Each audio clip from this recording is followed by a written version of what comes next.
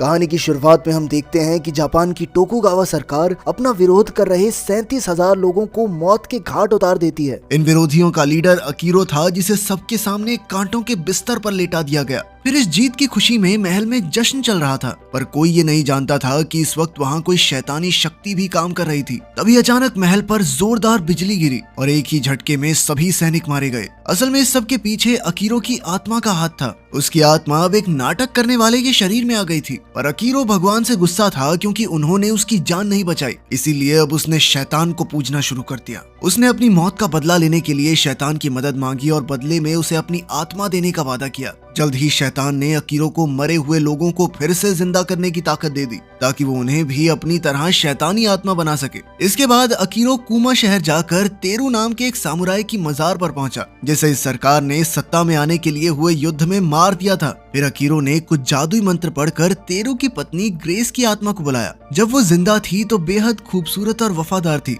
पर उसका पति तेरू अक्सर दूसरी औरतों को घर लाता था। इसके अलावा वो उसके साथ मारपीट भी किया करता। लेकिन फिर भी ग्रेस उससे इतना प्यार करती थी कि जब तेरू युद्ध में मारा गया तो गम से उसकी भी जान चली गई और वो अपने पति से फिर से मिलने के लिए भटकती रही। अब ग्रेस की आत्मा के आने पर अकीरो ने उसे वादा किया कि वो उसे उसके पति से जरूर मिलवाएगा, मगर बदले में ग्रेस को टोकुगावा सरकार को खत्म करने में उसकी मदद करनी होगी। ग्रेस राजी हो गई और अकीरो ने उसे फिर से जिंदा कर दिया। इसके बाद हम एक गुफा देखते हैं जहाँ माइकल नाम का एक महान तलवारबाज अपनी जिंदगी के बारे में सोच रहा था। उसने आज तक 60 युद्ध लड़े थे और उसे कभी कोई हरा नहीं सका, पर फिर भी वो लॉर्ड ताजी और उसके बेटे जूकी से जलता था। असल में ताजी टोकुगावा सरकार में तलवारबाजी का टीचर था और पूरे देश में उसके चर्चे थे। जल्द ही अकीरो और ग्रेस उसकी गुफा में पहुंचे और उसे ऑफर दिया कि अगर वो लॉर्ड ताजी के साथ मुकाबला करना चाहता है तो वो उसे फिर से जिंदा करके ताकतवर बना सकते हैं। उन्हें देखकर माइकल ने उन पर हमला करने की कोशिश की, मगर वो इतना कमजोर था कि एक ही झटके में गिर गया। अब वो अपनी आखिरी सांसें गिन रहा था तो अकीरो ने एक बार फिर से उसे अपना ऑफर दिया और अंत में माइकल राजी हो गया। तब ग्रेस ने उसे चूम लिया और जल्द ही माइकल फिर से जिंदा होकर एक शैतानी और ताकतवर योद्धा में बदल गया। वहीं दूसरी ओर हम इंशु नाम के एक योद्धा को देखते हैं, जिसके सामने से 2 लड़कियां गुजर रही थी। अचानक उसके मन में आया कि वो अपने भाले से उन पर हमला करके उन्हें बुरी तरह मार गिराए। असल में ये उसके अंदर का काला सच था। सुंदर लड़कियों को मारकर इंशु को बहुत ज्यादा मजा आता। खैर इस बार उसने जैसे तैसे खुद को रोक लिया। तभी एक शैतानी मुखौटा पहने एक औरत उसके सामने आई और उसके काले सच को लेकर उसे ताने देने लगी। इंशु ने गुस्से में उस पर भाला फेंका, पर वो औरत अचानक हवा में गायब हो गई। तब उसे एहसास हुआ कि इतने सालों तक कड़ी तपस्या करने के बाद भी उसका मन इन बुरे ख्यालों को छोड़ नहीं पा रहा। इसीलिए उसने अपने प्राण त्यागने का फैसला किया। जब वो दर्द से करहा रहा था तो अकीरो, माइकल और ग्रेस उसके सामने आए। ग्रेस की खूबसूरती और अकीरो की चालाकी भरी बातें सुनकर इंशु शैतान बनकर जिंदा होने को तैयार हो गया। इसके बाद हम काई नाम के एक लड़के को देखते हैं जो एक ईगा निंजा था और उसका गांव शहर से बहुत दूर था। काई अपने दोस्त जूकी का इंतजार कर रहा था, जो थोड़ी देर में ही वहां आने वाला था। लेकिन अचानक सरकार से मिली हुई एक दूसरी निंजा जाति ने वहां हमला कर दिया। इस हमले में उन्होंने पूरा गांव जलाकर सभी लोगों को मार दिया, मगर काई किसी तरह अपनी जान बचाकर भाग निकला। लेकिन जल्द ही उसके पीछे भी एक निंजा योद्धा पड़ गई। वो काई का काम तमाम करने ही वाली थी कि ऐन वक्त पर शैतानों की टोली वहां आ पहुंची। इंशु ने लड़की को देखते ही उसे मार डाला। वहीं काई जमीन पर लेटा अपनी आखिरी सांसें गिन रहा था कि तभी अकीरो ने उसे भी पहले वाला ही ऑफर दिया, ताकि वो अपने गांव की मौत का बदला ले सके। आखिरकार काई भी राजी हो गया और वो भी शैतान के रूप में जिंदा हुआ। कुछ समय बाद जब काई का दोस्त जूकी गांव में पहुंचा तो सब कुछ बर्बाद हो चुका था। वो काई को ढूंढते हुए जंगल में गया तो अचानक उसने देखा कि काई 3 और लोगों के साथ घोड़े पर उसकी ओर बढ़ रहा था। जैसे ही वो नजदीक आए तो इंशु ने भाले से जूकी पर हमला कर दिया, पर जूकी तुरंत उससे बचते हुए पेड़ पर चढ़ गया। इसके बाद शैतानों की टोली हंसते हुए वहां से जाने लगी तो माइकल ने जूकी को धमकी देते हुए कहा कि उनका सामना फिर से होगा। अब अकीरो की टीम पूरी होने पर वो अपने प्लान को अंजाम देने में लग गया। सबसे पहले उसे टोकुगावा सरकार के चीफ इवान को अपने कब्जे में लेना था, क्योंकि आने वाले समय में वही टोकुगावा का लीडर बनेगा। एक दिन जब इवान एक मंदिर में गया तो उसके सामने एक बेहद खूबसूरत लड़की आई। उसने अपना नाम मैरी बताया, पर असल में वो शैतानी आत्मा ग्रेस थी। इवान तो उसकी खूबसूरती पर लट्टू हो गया और उसे अपने साथ अपने महल में ले आया। फिर रात को मैरी काले जादू के सहारे गार्ड्स को चकमा देकर इवान के कमरे में घुस आई। इसके बाद उसने इवान के सामने जाकर उसे लुभाने की कोशिश की। तब इवान उसे उठाकर अपने कमरे में ले गया। इसी तरह कई दिन बीत गए और फिर राजधानी में सभी मंत्री काफी चिंता में थे, क्योंकि इवान अब भी उसी शहर में मैरी के साथ रुका हुआ था। उधर मैरी अपनी खूबसूरती के सहारे इवान को लुभाए रखती थी ताकि वो अपने फर्ज से भटक जाए। लेकिन लॉर्ड ताजी को भनक लग गई कि मैरी के साथ कोई तो गड़बड़ जरूर है। फिर कुछ दिन बाद उसे अपने बेटे जूकी का खत मिला, जिसमें उसने जंगल में 5 शैतानी आत्माओं से मिलने की घटना के बारे में बताया। ये पढ़कर ताजी का शक यकीन में बदल गया कि शैतानी ताकतें फिर से उजागर हो रही हैं। अब उसने खुद पागल होने का नाटक करके मैरी को मारने का प्लान बनाया। पर जब वो महल की ओर जा रहा था तो उसका सामना माइकल से हुआ, जो अब शैतान बनकर काफी ताकतवर हो गया था।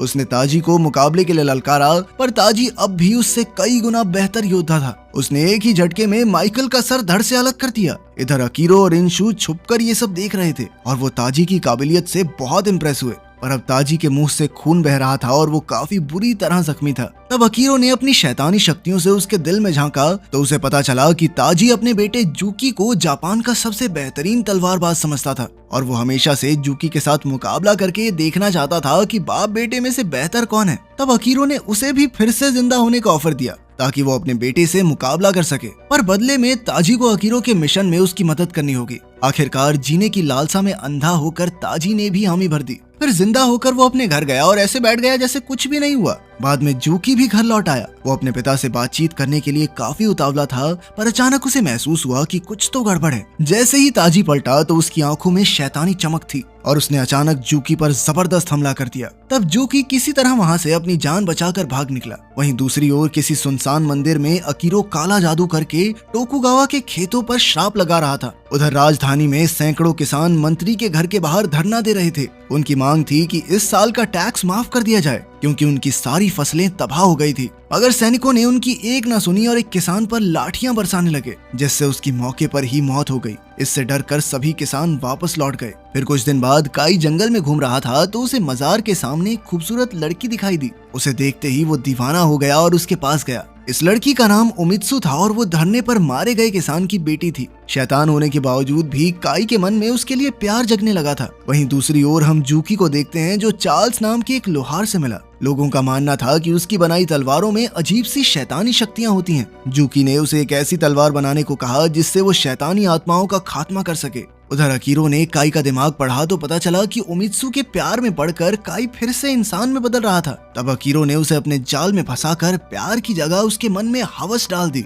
इसके बाद जब काई उमित्सु से मिलने गया तो अचानक उसने उमित्सु के कपड़े फाड़ दिए, लेकिन उसके मन में जो प्यार था उसने उसे ये गलत काम करने नहीं दिया। उसने उमित्सु को जाने दिया और अपने किए पर पछतावा करके फूट फूट कर रोने लगा। तभी अचानक जूकी वहां आ पहुंचा और काई से मिला। तब काई ने जूकी को मुकाबले के लिए ललकारते हुए कहा कि भाई अब मैं और शैतान बनके नहीं जीना चाहता। पर जूकी ने कहा कि उसे अपने अंदर मौजूद अंधेरे से लड़ना होगा और वो फिर से एक इंसान बन सकता है। उधर किसानों ने एक बार फिर से धरना देना शुरू कर दिया था, पर तब मैरी और ताजी ने इवान को अपनी बातों में फंसाकर सभी किसानों को मारने को कहा। फिर इवान के आदमियों ने धरना दे रहे किसानों को बंदी बना लिया और सभी गांव वालों के सामने उन्हें मौत के घाट उतार दिया। तब अकीरो ने वहां मौजूद गांव वालों पर काला जादू कर दिया, जिससे वहां बेहद खतरनाक दंगे फसाद शुरू हो गए। जल्द ही उन्होंने मंत्री तक को मार डाला। फिर अकीरो उन्हें अपनी फौज बनाकर राजधानी की तरफ निकल पड़ा। उधर चार्ल्स ने जूकी की खास तलवार तैयार करती थी। वहीं दूसरी ओर काई उमित्सु के साथ भागने की कोशिश कर रहा था कि अचानक अकीरो ने उन्हें पकड़ लिया और काई को बुरी तरह मार डाला। यहाँ उमित्सु काई का अंतिम संस्कार करने जा रही थी कि जूकी वहां आ पहुंचा और उसने काई की मौत का बदला लेने की कसम खाई। तभी चार्ल्स जूकी की तलवार लेकर वहां आ गया और उसने जूकी को मुकाबले के लिए ललकारा। अगले दिन जूकी नई तलवार के साथ चार्ल्स का मुकाबला करने के लिए पहुंचा। चार्ल्स के पास शैतानी शक्तियों की कोई कमी नहीं थी, पर जूकी भी 3 साल की उम्र से ट्रेनिंग कर रहा था। जल्द ही वो चार्ल्स पर भारी पड़ने लगा और अंत में उसे मार गिराया। इसके बाद जूकी शैतान टोली के सभी लोगों को मारने के लिए निकल गया। वहीं राजधानी पर अकीरो की फौज का हमला होने ही वाला था कि तभी इवान को होश आया कि उसका राज्य खतरे में है। पर अब बहुत देर हो चुकी थी, क्योंकि मैरी का भेष बनाकर बैठी ग्रेस ने इवान को बंदी बना लिया। फिर उसने ताजी की मदद से महल में आग लगा दी, जिसमें महल के ज्यादातर लोग मारे गए। इसके बाद ग्रेस अपना दिमागी संतुलन खो बैठी, क्योंकि उसे इवान में अपना पति नजर आने लगा, जो उसे मरने के लिए छोड़ गया था। अब ग्रेस ने इवान को घसीटकर आग में फेंक दिया और टोकुगावा सरकार का खात्मा हो गया। कुछ ही पलों में जूकी जलते हुए महल में शैतानी आत्माओं का खात्मा करने पहुंचा। तभी उसका सामना अपने पिता ताजी से हुआ और दोनों में जबरदस्त लड़ाई शुरू हो गई। पहले तो ताजी ने अपनी काली शक्तियों के सहारे जूकी की खास तलवार तोड़ने की कोशिश की, पर जूकी ने अचानक ताजी पर हमला करके उसे नीचे गिरा दिया। फिर उसने ताजी की तलवार उठाई और अपने शैतान बन चुके पिता को खत्म कर दिया। जूकी के लड़ने के अंदाज को देखकर अकीरो काफी प्रभावित हुआ और उसने जूकी को अपने साथ आ जाने का ऑफर दिया, पर जूकी ने साफ इनकार करते हुए कहा कि मैं तेरे साथ मिलने नहीं, तुझे मारने आया हूँ यहाँ। अकीरो की शक्तियाँ जूकी की जबरदस्त काबिलियत के सामने कुछ भी नहीं थी और आखिरकार जूकी ने उसका भी सर धड़ से अलग कर दिया। मगर जूकी के जाने के बाद हम देखते हैं कि अकीरो ने अपना सर फिर से उठाया और एक वहशियत भरी हंसी के साथ दोबारा जोड़ लिया। वो कहने लगा कि दुनिया के अंत तक मुर्दों को जिंदा शैतान बनाता रहेगा, जिसके बाद वो एक तिलस्मी आग में गायब हो गया। अगर आपको हमारा चैनल पसंद है और सारी वीडियोस देखते हैं तो कमेंट्स में जरूर बताना कि कहां से देख रहे हो।